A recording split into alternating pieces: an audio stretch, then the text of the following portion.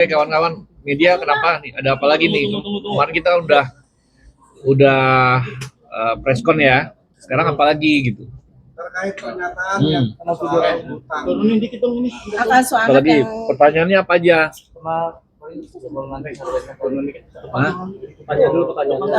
Ya kita nggak akan preskon karena memang kami sudah preskon kemarin ya. Jadi yang sekarang yang saya berikan informasi adalah pertanyaan dari kawan-kawan wartawan mau seperti apa, apalagi yang mau ditanyakan, kan sudah clear semua dari kami.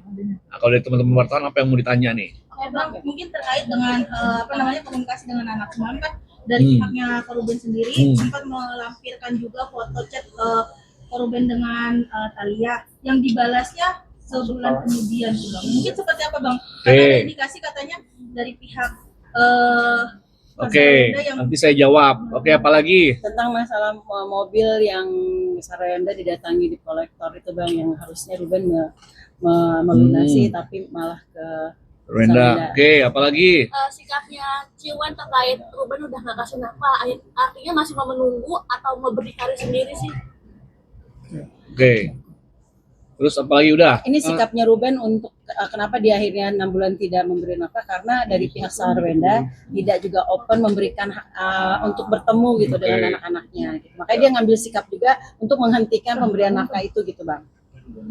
Oke Bang. Oke, itu aja. Ada lagi? Soal yang utang rumah itu total keseluruhan berapa Bang, dan kalau misalnya udah ada backup planning belum sih? Kalau misalnya rumah itu tersita, Sarwenda itu tinggal di mana dengan anak-anak? Oke. Itu aja ya. Jadi kalau ada yang lupa atau ada yang kelewat atau ada yang mau menanyakan, saya persilakan lagi ya. Oke, Bang, silakan, tapi Bang. Gini, prinsipnya bahwa preskon kami kemarin yang pertama ini harus clear dulu bahwa kami menggunakan hak jawab kami. Ya. Yang memulai siapa? Yang memulai adalah pihak dari RO melalui kuasa hukumnya dalam memberikan pernyataan, sehingga kami pada saat hari Minggu kemarin memberikan preskon menjawab semua. Menurut kami sudah kami jawab semua ya.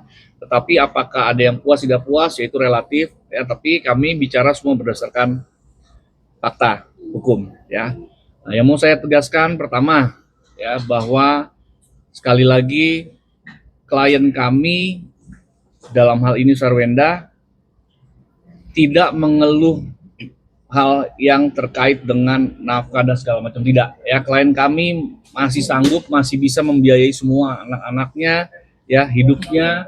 Jadi bukan kami mengeluh, klien kami tidak mengeluh ya, tapi klien kami hanya menyampaikan sesuai fakta ya, bahwa saya ulas ke belakang sedikit bahwa ada kesepakatan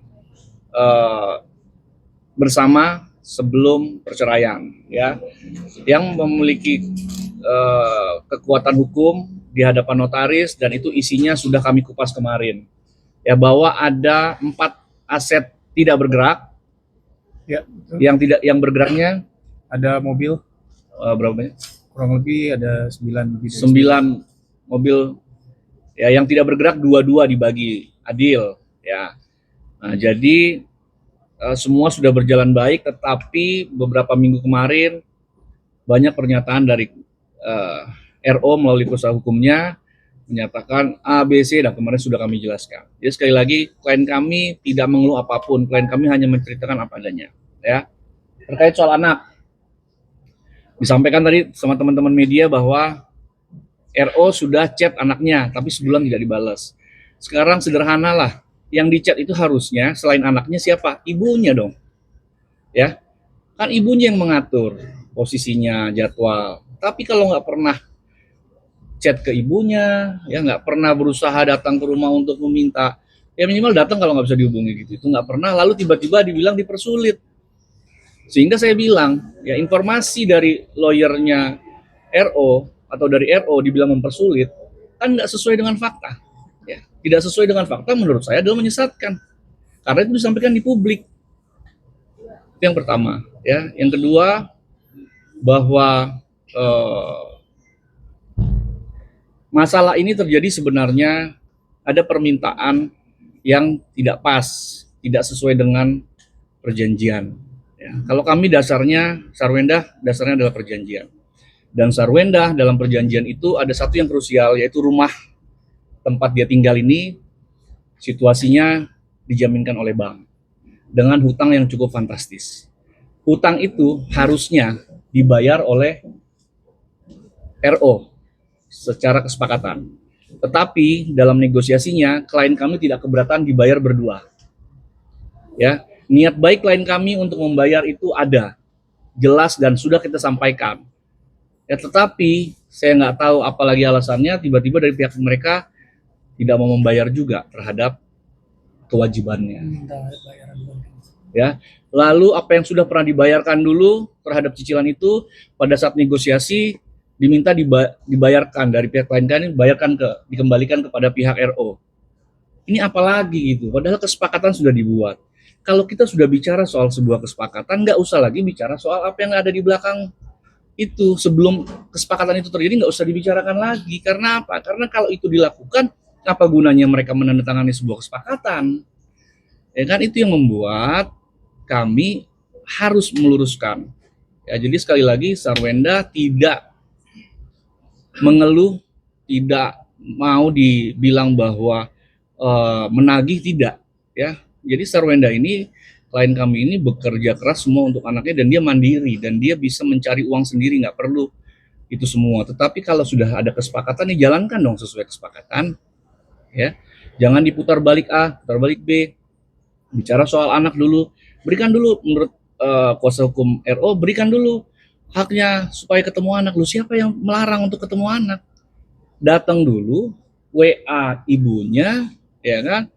Ini kan WA-nya langsung ke anak ya. Tadi teman-teman media nih, ya kan, bilangnya bahwa RO WA ke anaknya sebulan kemudian baru dibales. Terus sekarang yang salah siapa? Ya WA lah ke ibunya dong gitu.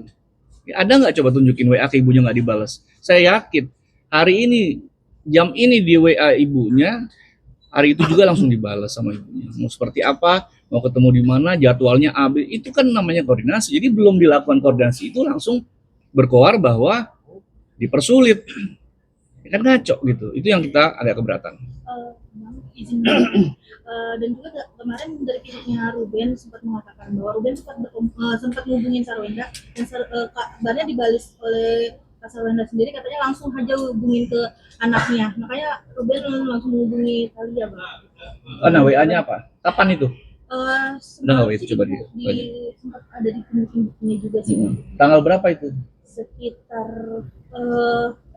awal tahun ini kalau nggak salah, Bang. Saya rasa nggak update ya, maksudnya dalam arti begini, Gini loh, ada gini loh. rangkaian chat yang memang sudah lampau, masih baru dan segala macam. Ini buat kawan-kawan ya, biar paham juga.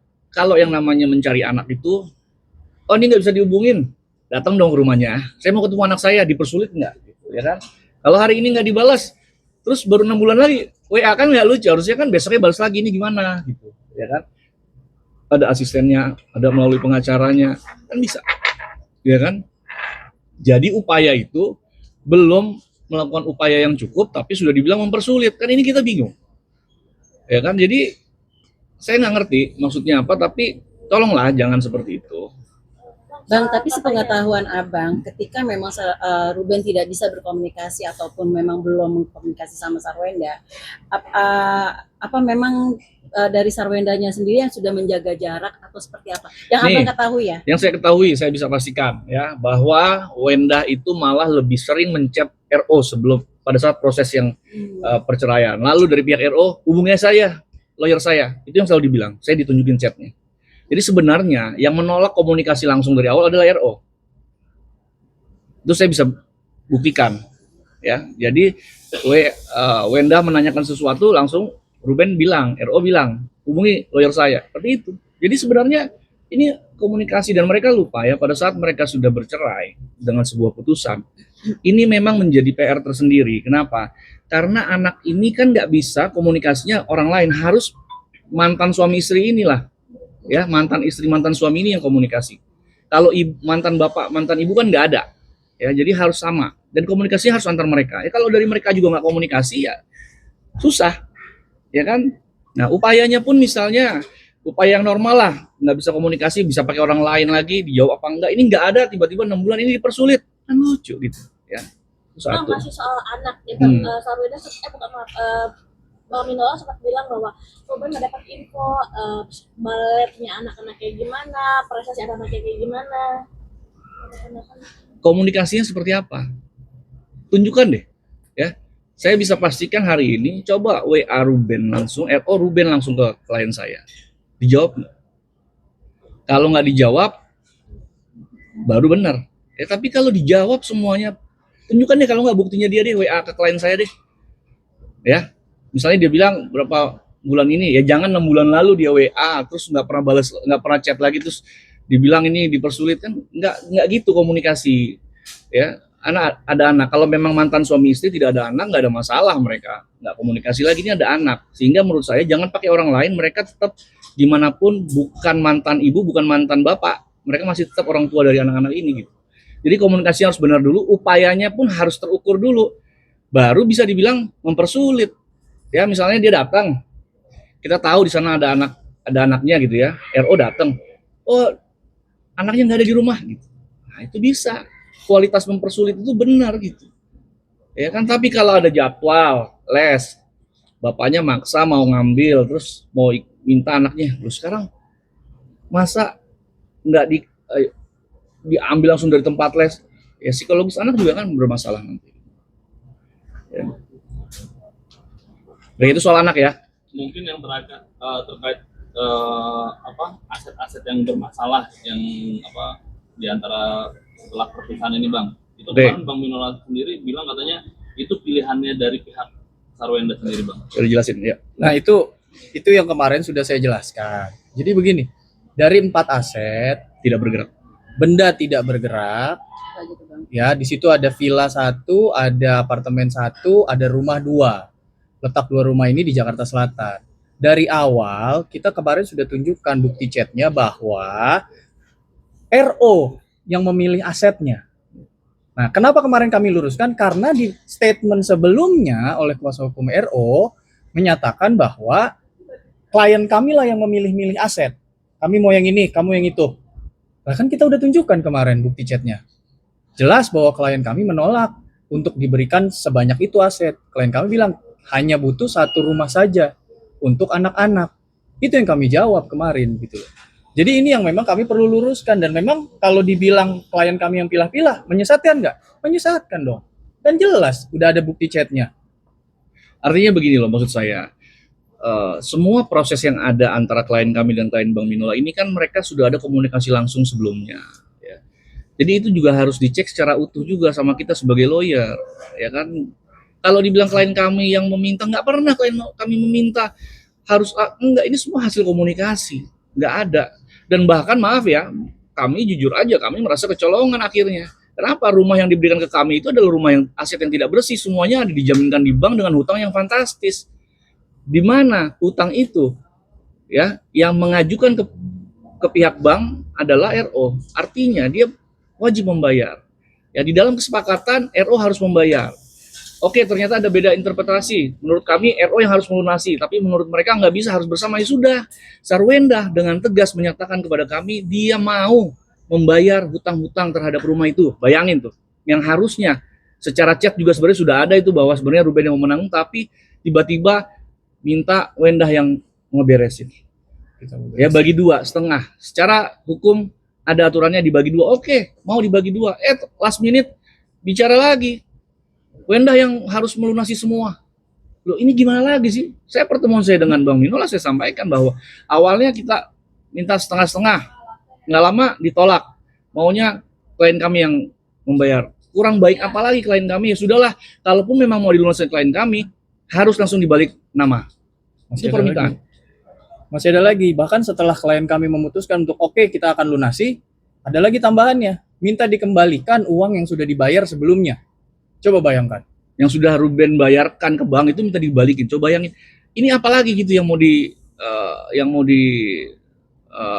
yang dipermasalahkan oleh pihak mereka ya. Secara real sudah diatur di dalam perjanjian. Kita sudah mengalah, yang akhirnya mereka mau bayar, mereka harus bayar tapi kita bagi 2.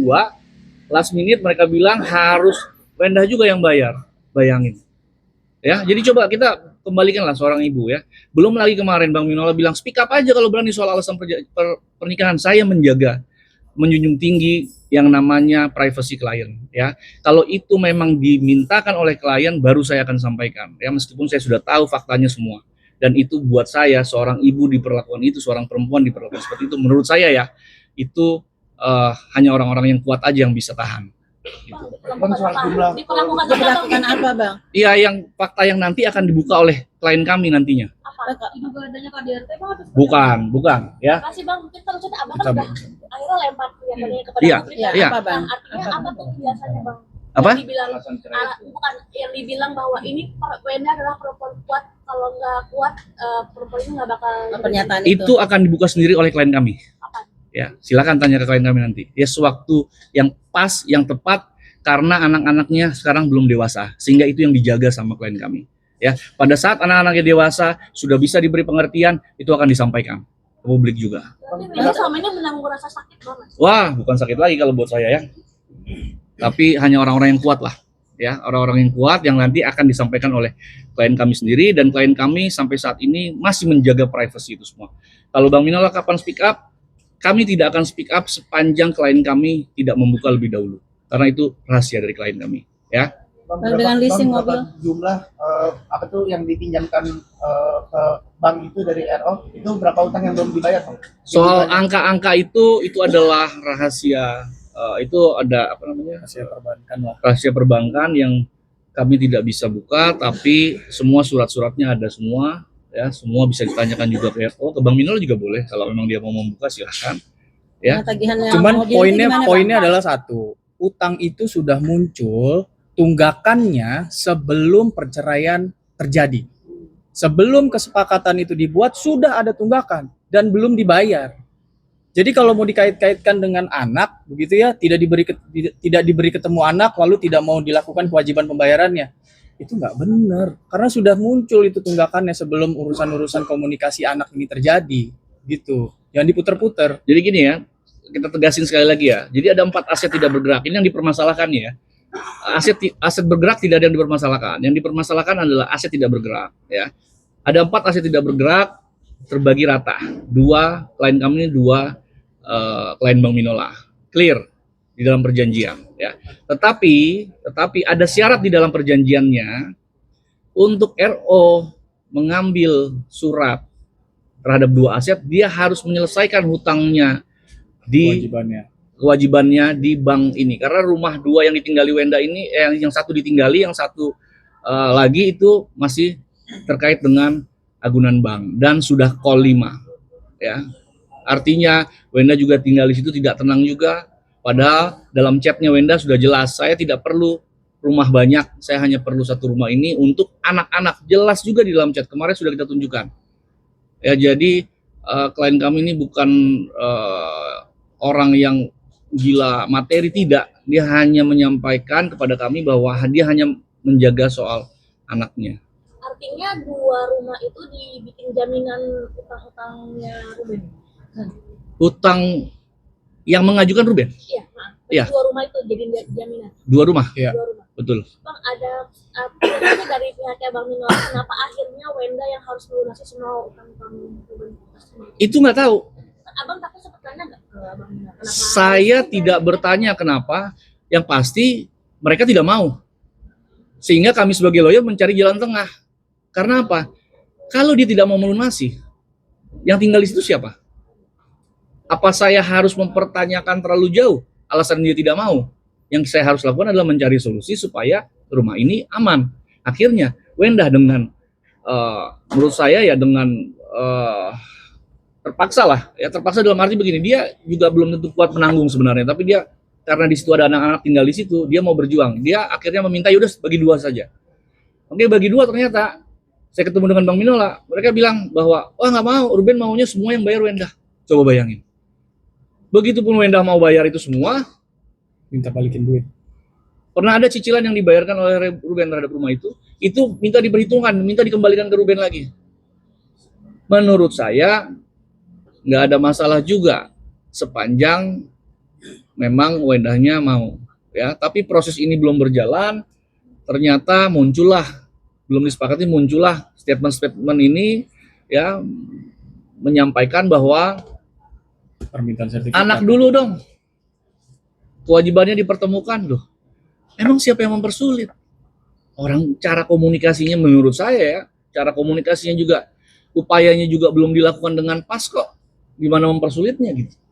Nah jadi tolonglah ya kan, nggak usah lah kita rame-rame. Ya sekali lagi hak jawab sudah kami sampaikan, ini juga kami sampaikan. Saya berharapnya setelah ini ya langsung aja lah ya antara RO dengan Wenda komunikasi aja.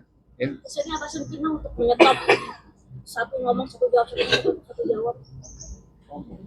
Ya mungkin setelah ini saya tidak perlu lagi menanggapi apa yang disampaikan pihak mereka karena semua sudah kita sampaikan dan yang kita sampaikan semua dengan bukti. Gitu. Satu lagi bang, kemarin kan Ruben sempat kasih statement ya bahwa kalau misalnya nggak sanggup ya udah anak-anak sama saya aja. Siapa? Ruben yang Ruben sendiri yang ngomong Gue tadi. jawab dulu ya. Yang nggak sanggup? Iya, jadi gini, ditarik dulu sejarahnya. Sejarahnya adalah dari pihak RO melalui kuasa hukumnya kan ada preskon, ya kan, menjelaskan terkait bahwa ada sertifikat yang tidak diserahkan sepenuhnya katanya, ya kan. Nah, kita jelaskan kemarin bahwa sertifikat itu bisa diserahkan sepenuhnya dan diatur penyerahan fisiknya kalau sudah melakukan kewajibannya. Penyerahan fisiknya dulu, lalu surat-suratnya setelah pelunasin kewajibannya. Nah, lalu kami memberikan tanggapan. Terkait dengan hal itu, kami tidak bisa memberikannya. Kami harus menolak. Nah, kenapa kami menolak? Karena ada kewajiban-kewajiban Ruben yang lain yang juga dilanggar. Salah satunya, nafkah tersebut. Dilanggar itu. Soal Kan. nafkah, Oke, gini, yang tadi pertanyaannya apa? soal Kalau tidak sanggup, yang tidak sanggup Ruben apa Wenda? Wenda. Lu Wenda mau membayar hutang, yang nggak mau membayar hutang kan Ruben. Yang nggak sanggup siapa berarti? Secara materi. Benar nggak? Harusnya Ruben yang membayar, tetapi dalam saya negosiasi dengan pihak Pominola, mintanya klien kami yang bayar semua. Soal nafkah kan kemarin heboh. Nggak, ini tadi yang tadi kan. Berarti siapa yang, pertanyaannya berarti siapa? Yang tidak sanggup secara materi. Ya, kita nggak simpulkan sendiri. Soal anak, nafkah anak. Nafkah anak itu hanya untuk menyampaikan bahwa situasi sebenarnya seperti itu. Buktinya, anaknya sehat-sehat, semua les masih bisa, siapa yang bayar? Wenda. Bukan Wenda dong yang nggak sanggup. Dan secara undang-undang perlu dipahami, ya, ibu itu memiliki hak penuh terhadap anak, ya. Tetapi ayah wajib tetap melakukan kewajibannya. Jadi bukan masalah siapa yang sanggup, siapa yang tidak sanggup, tetapi undang-undang menyampaikan bahwa ayah ini wajib menafkahi anaknya. Jadi bukan jangan dibilang kita menyampaikan fakta bahwa ini tidak ada nafkah, bukan berarti klien kami tidak sanggup. Buktinya semua masih berjalan baik, sehat, tidak sakit, happy, itu dinafkahi langsung oleh klien kami. Jadi yang nggak sanggup siapa? Ya, teman-teman wartawan yang menilai, ya kan? Yang nggak sanggup siapa? Ya, baik dari nafkahnya, ya sekarang anaknya sehat, lalu hutang yang harus dibayar oleh pihak RO mau dibayar oleh klien kami, berarti yang klien kami sanggup-sanggup aja. Gitu. Ya, jadi saya bantah mobil juga ya, kayak Bang? gitu. Apa? Yang termasuk leasing mobil juga ya, Bang? Ya, untuk yang leasing mobil, jadi dari 2 aset yang dimiliki RO, ada 3 mobil, kalau nggak salah 3 mobil yang menjadi haknya RO, tapi mobil tersebut masih dijaminkan di bank. Yang satu itu Mercedes-Benz, yang satu lagi itu Mini Cooper. Nah, yang Mini Cooper ini ditagihkan di salah satu bank swasta ke klien kami. Nah, ini kan sudah jelas di akta kesepakatan bahwa itu milik RO. Penguasaan fisiknya pun ada di RO, tidak ada di rumah klien kami. Lalu kenapa masih ditagihkan ke klien kami?